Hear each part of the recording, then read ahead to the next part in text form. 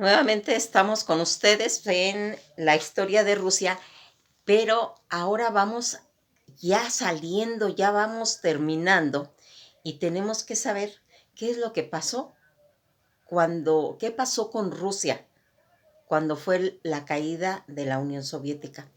Después de que nos hemos adentrado en toda esta caída, en este proyecto de proyección en la que desde un principio habíamos hablado de todas esas naciones fundamentales, las que originaron toda la Rusia, donde fue la unión de los varegos y los eslavos, donde se unió la Santa Madre Rusia, en la que fue heredera de Bizancio y de la fe ortodoxa en el siglo XIX.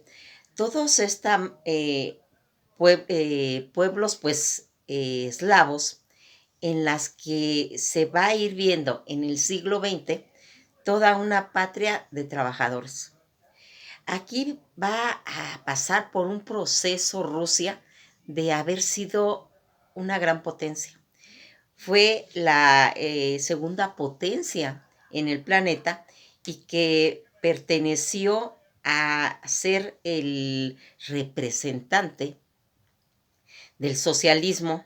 Fue en realidad muchas cosas para cuando todo esto cambió, cuando toda esta potencia se desintegró, empezando desde cuando habíamos visto el Pacto de Varsovia, la caída del muro de Berlín y los países de Europa que se fueron, toda esa situación que habían pasado con el terror de Reykjavik en la bomba atómica, toda esta guerra fría que se originó, como ya habíamos comentado, en Malta, toda esa potencia militar que cambió y que en aquella época ya habíamos visto cómo Polonia se iba restaurando como un pueblo nuevo en el que exigió para tener para volver a tener una relación con Rusia, los de Polonia, que le pidieron a Gorbachov que reconociera públicamente que el Ejército Rojo había entrado a esa matanza de, de lo que ocurrió en aquellas ocasiones en las que pasó como desapercibido esta situación. Al reconocerlo, al pedir perdón, Borbacho, de que ellos habían tenido toda esa situación en en la que habían intervenido arbitrariamente, habían acabado en esa batalla con tanta gente en Polonia, y al haberla reconocido Borbacho, se vuelve a hacer esa alianza. Aquí vamos dando cuenta cómo se va recorriendo en la caída del muro de Berlín y en la que se va a empezar a unificar Alemania.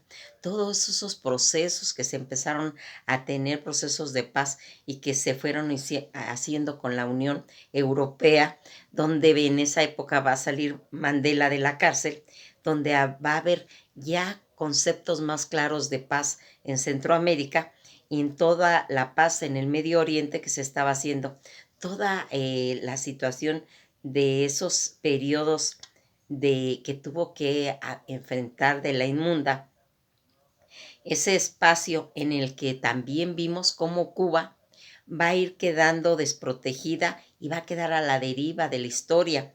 Después de la Unión Soviética había caído, aquí vamos a ir viendo cómo Vietnam va a tener esas contradicciones, y que se va a ir haciendo hasta el levantamiento de todas las sanciones que habían habido, el periodo de conflictos de Yugoslavia y la diferencia que tenían psicológicamente, ideológicamente, tanto Tito como Stalin, pero había un lazo que, aunque no lo quisieran, los unía, que era el ser comunistas.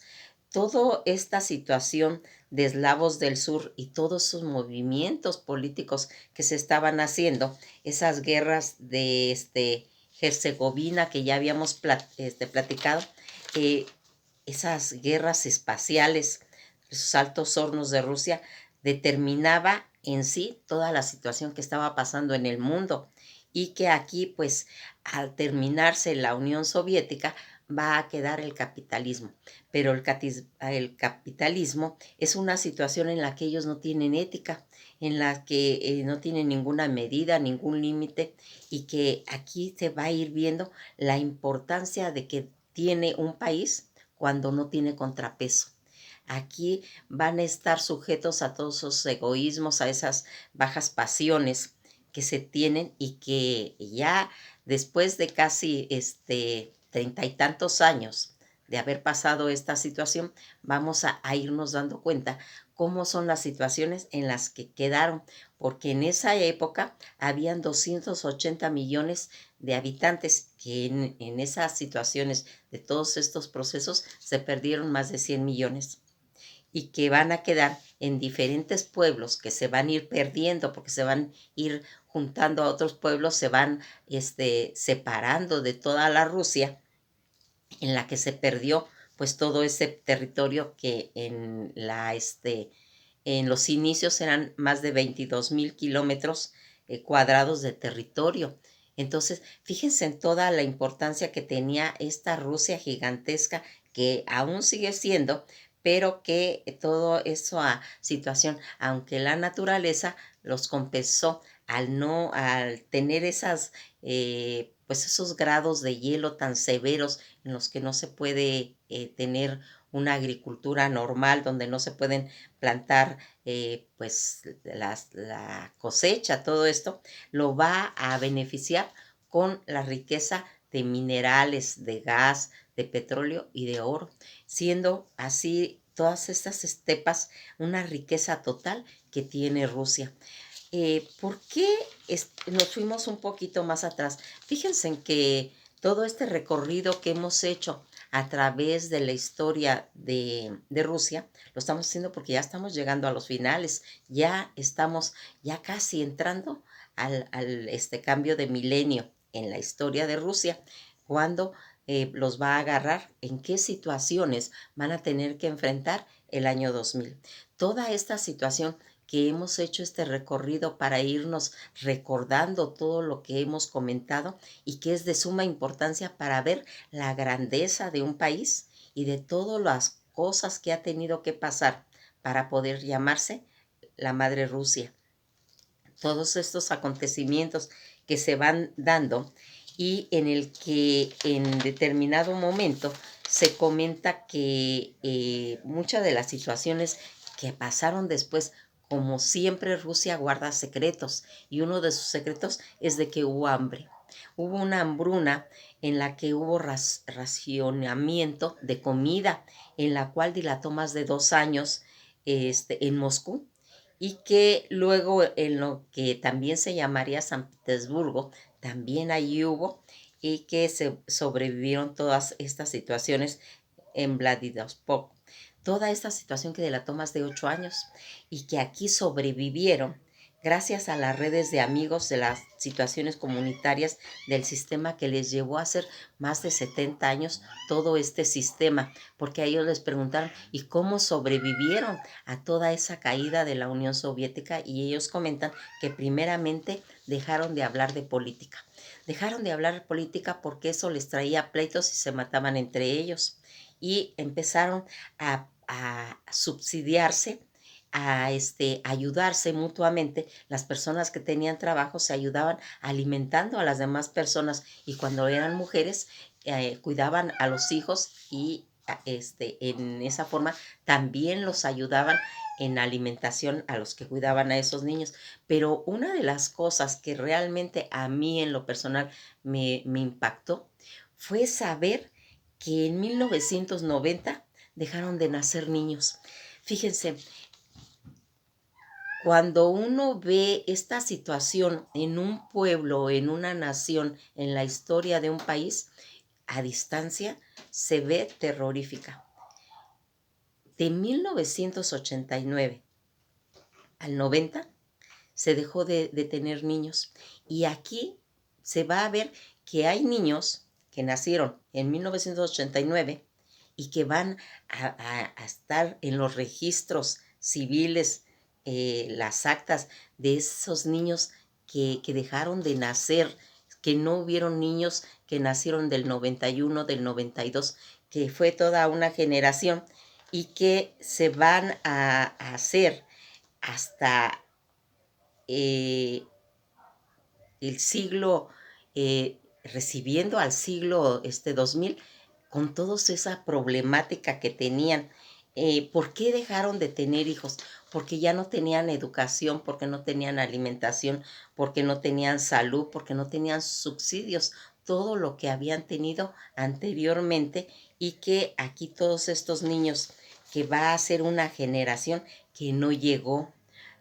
Dicen que hay nacidos cuando ya se empezaron a hacer los registros y empiezan a contarse desde el 2003 al 2005, empezaron nuevamente a tener esos nacimientos, pero desde el 89 hasta el 2002 no hay niños que hayan nacido. Eso es realmente una equivocación que cometió ese pueblo, porque se quitó también la oportunidad de poder volver a reforzar toda esa generación de gente que murió, ¿sí?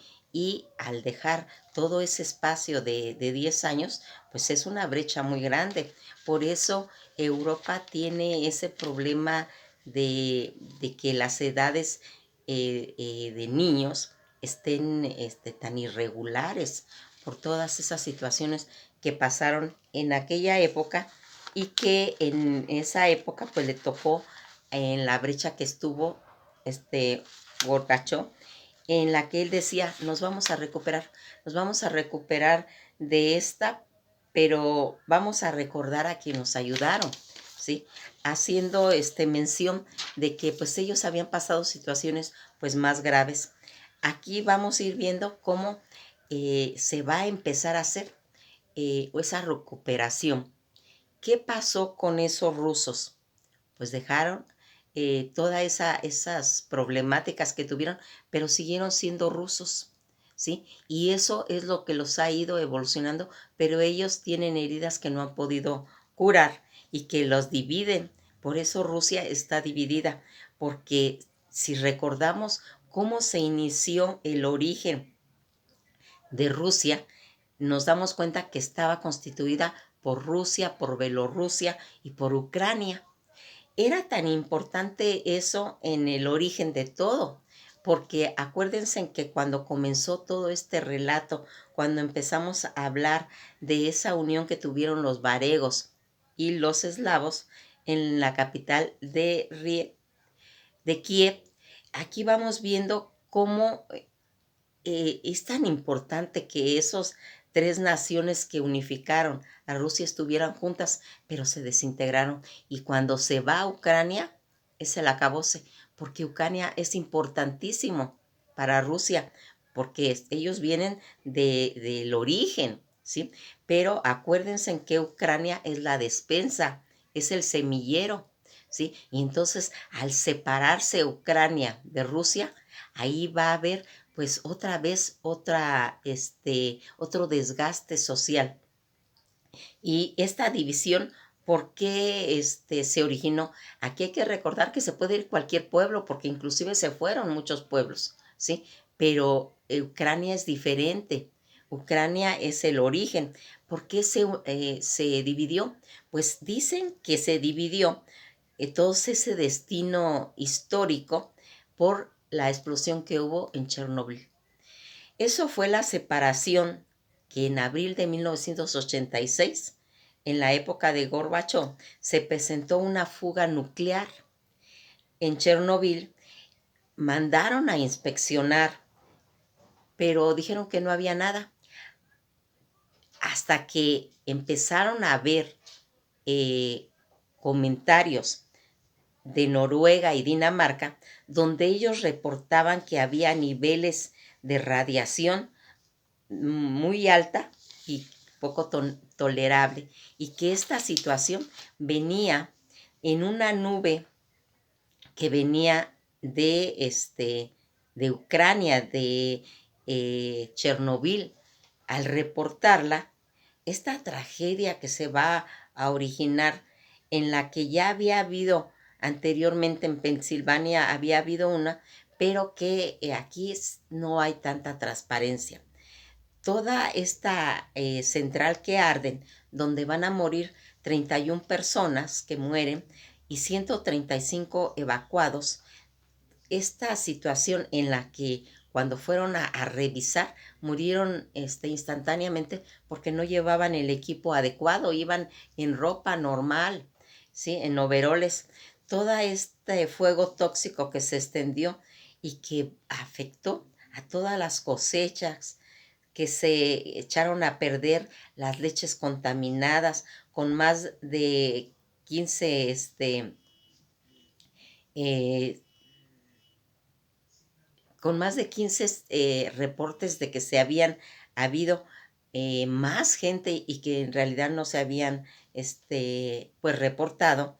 Aquí vamos a ir viendo cómo en el paso del tiempo van a empezar a salir las consecuencias, unas consecuencias que no perdonan los ucranianos a los rusos, porque aquí dice que se presentaron en esa época ya más de 40,000 casos de cáncer y más de 60,000 personas que murieron en esta tragedia de Chernobyl. Chernobyl, que era esas proporciones de fuentes energéticas en las que en la actualidad Ucrania perdió esas tierras porque no se van a poder ocupar hasta dentro de 200 años, no se pueden tocar, pero que también fue afectada Alemania porque tenía casi el 30% de sus reactores. Aquí toda esta situación que está haciendo y que también se vio afectada Japón, aquí vamos a ir viendo que ellos mencionaron que fue una tragedia de negligencia criminal y mal manejo. Eh, También ya había habido más adelante en Japón la de Fujiyama, en la situación relacionada con explosiones nucleares. Toda esta situación que pasó después de la caída de la Unión Soviética y que Ucrania culpa al centralismo de la Unión Soviética por no haber tenido el cuidado, la falta de negligencia criminal de Chernobyl. Esa herida que está lastimando a Ucrania es por la que se va a separar. Luego se va a ir separando Bielorrusia, la Federación de Estados Independientes que se le va a ir formando. Y toda esta cuestión en relación a la seguridad que se tenía que manejar, porque aquí vamos viendo cómo los japoneses en Fukushima, esa fuerte reacción que tuvieron también sus plantas, en Alemania, un proyecto que se tiene para en esa época y que se estaba generando en el 2020, en el 2022, de no tener nada que tuviera que ver con plantas nucleares, ¿sí? Por toda esa situación de ese tema que se manejó. Pero ahora en la actualidad, Irán quiere utilizar pacíficamente toda esa situación nuclear, donde ya vimos que el mundo lo está viendo con medidas de tener mucho cuidado, porque saben que en realidad tener ese tipo de plantación es incontrolable para el ser humano todavía, cuando son esas explosiones tan desastrosas, tan terroríficas que han ocurrido y que el mundo ya no quiere pasar. Aquí vamos a ir viendo qué es la importancia que tiene realmente Ucrania en el mundo de lo que lo rodean, de Rusia, de todo eso, pues simplemente de que Ucrania pues tiene a Crimea, donde se van a hacer ese desembarque de los ríos de Fósforo y Odesa, en la que va a tener la flota rusa en Mar Negro. Aquí recordarán cuando Catalina recibe a Potesky, cuando recupera el Mar Negro, porque era la salida que tenía Rusia. Toda esta tragedia de Chernobyl está plasmada en muchas canciones. Dicen que un grupo llamado La Hora Local hizo una canción que se llama La chica de Chernobyl que no puede procrear, en la que se menciona toda esa tragedia que pasó aquí, de toda esa nube de radiación del norte de Europa, donde se perdieron tantísimas gentes por la negligencia de no haber ocurrido. Toda esta situación que se va a ir dando, donde vamos viendo cómo los países se van separando ya los bálticos ya se fueron. En el momento en que se pusieron la camiseta de la FIFA para reconocerlos como un estadio nacional en un mundial, al poco rato ya la ONU los reconoció, en la que aquí, recordarán, va a empezar ya a estar como un estado nacional Letonia, Estonia y Lituania.